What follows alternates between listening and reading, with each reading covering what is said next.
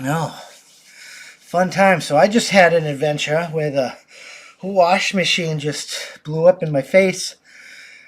Had to put soaking wet blankets in the tub to drain a bit, and then I got to hang them to dry and stuff.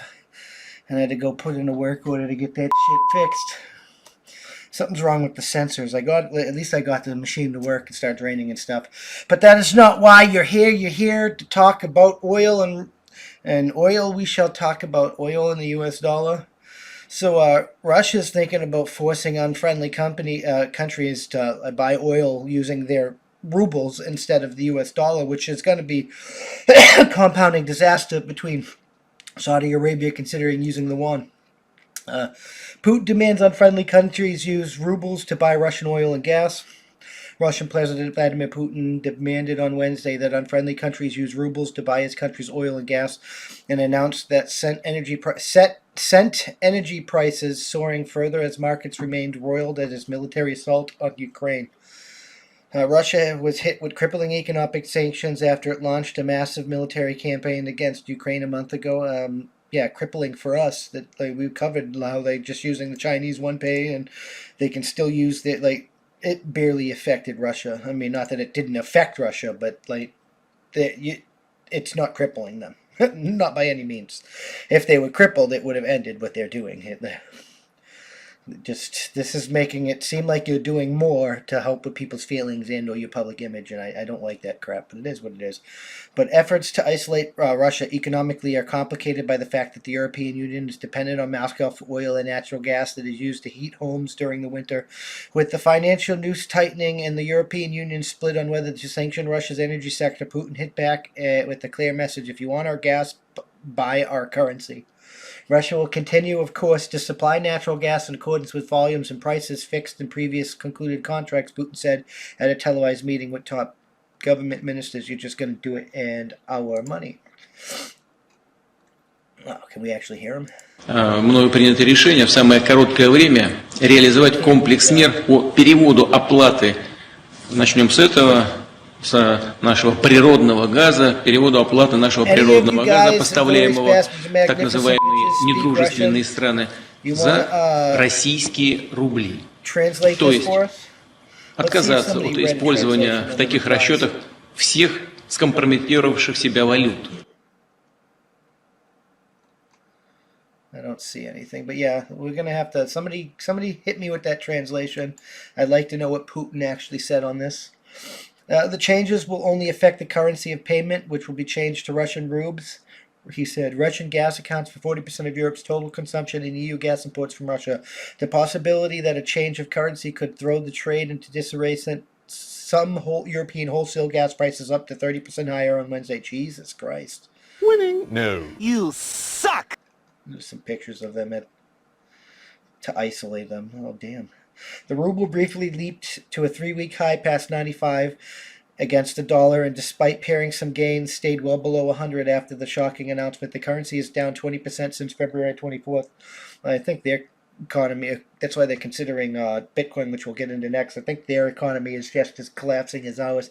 At face value, this appears to be an attempt to prop up the ruble by compelling gas buyers to buy the previously free-falling currency in order to pay. Vinicius Romano, senior analyst at Consultory Resada Energy, told Reuters. I mean, that sounds like what it is to me. I mean, it is what it is. These people, they want money. They don't want to collapse. They don't want their currency to collapse. They don't want to have to bow down on the other countries, and they're going to do some shady shit on both sides to get that shit done. But let's just get right into this next article, because we're gonna since these two subjects are related, we're just going to get right into it. And Russia's considering buying crypto for oil purchases, like we were saying earlier, specifically Bitcoin, but it is what it is. So let's get into this article. Russia, this is Market Watch. Russia hints that it may accept payment for oil and Bitcoin. Analysts say that it may not be so easy. The news sent Bitcoin's prices above 100 DMA, daily moving average resistance, yet there are a couple of questions that hang in the air, one analyst says. Russia has raised the possibility of using Bitcoin to pay for the country's commodities, a move that analysts say may be harder in practice to carry out. In comments made at a news conference on Thursday, Pavel Zelensky, the head of the Russian State Duma Committee on Energy, said that the government would be open to more flexible options on paying for its oil and gas from friendly nations. We've been offering China to switch to transacting in national currencies such as the ruble and sent the renminbi for a while now, he said, according to the transition reports for those with Turkey that would be in the lira and ruble. Currency can be different in a common practice. You can also trade bitcoins. So it seems like they're just trying to open up trade to absolutely any current currency to probably get people to bypass all the sanctions and start trading with them again, which, I mean, I guess that is what it is. Russia has been grappling with the wave of sanctions imposed by the U.S. and EU and its allies in response to its invasion of Ukraine more than a month ago, with more measures announced this week. On Friday, Russian Foreign Minister Sergei Lavrov reportedly said that the West's goal was to destroy, break, annihilate, strangle the Russian economy and the Russia on the whole, and Russia on the whole. And I mean, we keep doing what he says that they're trying to do, and he's getting more support instead of less support. They were already protesting him, and these sanctions just fucked it all up, but that's my opinion on it. Earlier this week, Putin announced that Russia would demand unfriendly countries use rubles to keep its oil and gas flowing. The country was struggling to find buyers for its oil earlier in March through China, and India have reportedly been picked up cheaper crude oil from Russia.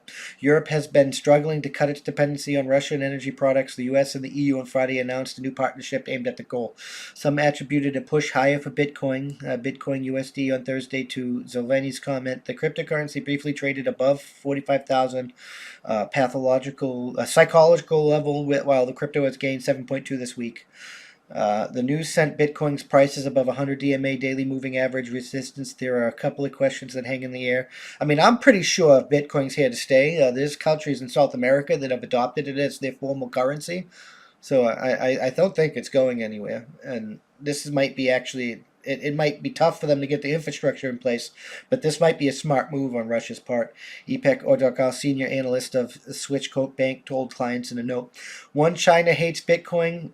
Will it change its mind to buy cheap Russian oil? If China buys the Russian oil in exchange of Bitcoin, will Chinese be able to trade Bitcoin as well? Then how long the West, which recently didn't want to impose restrictions on Bitcoin, will tolerate Russia going around sanctions via Bitcoin? Could the West ban the Russian Bitcoin like they did with the Russian gold? How can you ban Russian Bitcoin? How can you, is it even possible? Okay, at least you at least you fucking admitted that. They definitely can't ban Bitcoin. I know, because Hillary Clinton was bitching about that when these sanctions first started, and because they're not fucking working. On Thursday, a senior U.S. administrator official said that Group of 7 nations, the European Union, will continue to blunt the Central Bank of Russia's ability to deploy international revenues by making clear that any transaction involving gold related to the Central Bank Russia is prohibited. We really need to vote out this establishment garbage like Pelosi, fucking Schmuck. I can't even pronounce his name. Fucking all of them. Fucking McConnell. Every single one of the establishment trash needs to go. So Zelensky's comment showed how quickly the crypto space can move, according to Martha Reyes. I mean, yeah, seriously, I don't want to go to war with Russia, but it seems increasingly like going to war with Russia is going to be inevitable. And I'd rather go to war with you than go to war with Russia with our current government. So if we have to go to war with Russia, and war with Russia is inevitable, you're going to have to replace this current government, because there's no way in hell I'm taking orders from them in a war, because they're going to get me fucking killed. Head of research, crypto exchange Bequant. As Russian officials earlier resisted the use of cryptocurrencies, the country's central bank proposed banning the use of mining of cryptocurrencies, citing financial stability and the sovereignty of monetary policy for one. But Russia is now facing an extremely difficult economic landscape as those sanctions begin to bite. I mean, they could be beginning to hurt them, but if they can't, if all of their American Express, Visa, MasterCard stuff didn't get canceled, they can still use them within Russia. They can switch to Union Pay, which is already accepted around the world, and the Russians' new cards are going to be issued under the Union Pay system and be usable in Amazon, like I think that's a temporary bite, if there is a bite. But who I don't know. I'm just some guy. I'm just some veteran that can see patterns sometimes, but it is what it is. That does sound like it will generate some demand for Bitcoin. However, I'm not so sure who'd actually use Bitcoin to purchase oil from Russia, said Yuya Hazawaga, crypto market analyst at Tokyo-based BitBank, in email comments. Several Western countries such as the US and Australia have banned oil imports from Russia. Meanwhile, there are risks for holding Bitcoin volatility-wise. So I think the number of purchasers who take the risk and use Bitcoin to buy Russian oils is limited at the moment, said Hasawaga. There is also the issue of liquidity, said Bequince Reyes. Russia received 119 billion from oil in the past 2021, according to Russia's finance ministry, and that was with oil at much lower levels than today, noted Reyes. The total market capitalization of Bitcoin stands at 843.2 billion on Friday, according to CoinMarketCap. Jesus Christ. That's a lot of fucking money for fucking oil. The main outcome will likely be payment in the buyer's own currency or in rubles, Reyes said. Nevertheless, the news adds credence to the view expressed by Larry Flint of BlackRock this week that the Ukraine conflict will accelerate the adoption of digital assets, Reyes said. I mean, I think it's gonna, but I think that's kind of the point, to get us to buy electronic cars, to get us to fucking end our oil dependence, to get us to fucking accept the fucking global totalitarian fascist fuckery in the name of fucking saving us from the big bad communists. Like, I think it's all a plan, a part of this global reset. Ukraine is just COVID part two. I'm not saying COVID was a hoax or whatever, but COVID didn't have the effect they wanted it to have to get people to bow down to the fascist state. So, like, do I think we need a new world order or whatever where we have a global system, a global set of rules and laws and stuff to move forward as humanity? Yes, but I'm not going to accept any global system that doesn't respect my motherfucking rights. So, if you want a global system, then I can carry my gun anywhere within that global system. That includes England. That includes Europe. That includes anywhere in this fucking system. That's how fucking winning is done, and you can lick my balls. Because I was born with those inalienable rights.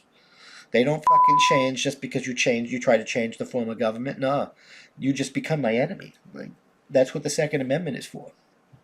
But this is disaster for the U.S. dollar.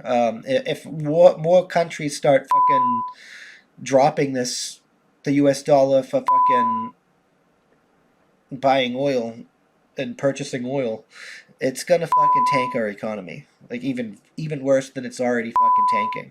You guys gotta stock up on food, start growing victory gardens again. Some word of advice if we end in a depression: if you can only eat once, eat breakfast, you'll feel fuller for the rest of the day. That's how winning is done. Global food crisis is coming. Biden already admitted that it's going to hit the United States. I mean, it's not going to hit every single place in the United States because we're a big country and some places are doing better than others, but it's coming. So be prepared for it. It's probably going to tank the government, but be prepared for that because we could balkanize. Be prepared for chaos because the government collapses. Be prepared for fucking a radical shift in government that you may or may not like. I mean, we seem to be repeating the last century all in fucking 2-3 years, so who fucking knows, man? We have reached peak clown with this garbage. But one thing is for sure, you do have to make alternative plans to be able to continue feeding your families and shit, continue putting a roof over your head, continuing to survive, because life is, whether freedom survives or not, life is going to get a lot more difficult for everyone. A lot more difficult for everyone. And I don't think there's any avoiding that, even if freedom does win. I think we're going to have to start doing a lot more shit for ourselves, and we're going to have to unfucking this shit where you don't have the right to fix yourself. Like, you don't have a right to fix your phone because you can't buy the components to fix your phone because of some fucking intellectual property garbage. We're going to have to adjust that because people are not going to have the money to keep replacing new shit anymore, and we're going to have to switch from being a consumer society by necessity. I'm just fucking saying. Thank you for checking out this clip of my Thought of the Day podcast. You can catch this podcast every Tuesday through Friday at that'sonpoint.info by 5 p.m. Eastern Standard Time, because that's how winning is done. New clips go out daily, and we can't do this without you, so we appreciate your support. With that being said, consider joining for $5 a month, and you get early access to the uncensored version of this, early access to our weekly That's On Point podcast, and access to exclusive content only for members. All the money that we receive is going to go funnel back into this to hire more journalists and do more things for you guys, because that's how winning is done. It really is. We got a merch store and stuff. You can help there, and if you can't help via money, you can always just leave a comment, and share this out there, because that helps us more than you can immensely know. That's the best way to help. Just leave a comment, and share. And if you're listening to us, leave a review. Leave a good review. Help us boost us in the podcast ratings and get us up there, because that's how winning is done. We'll see you in the next one. Peace.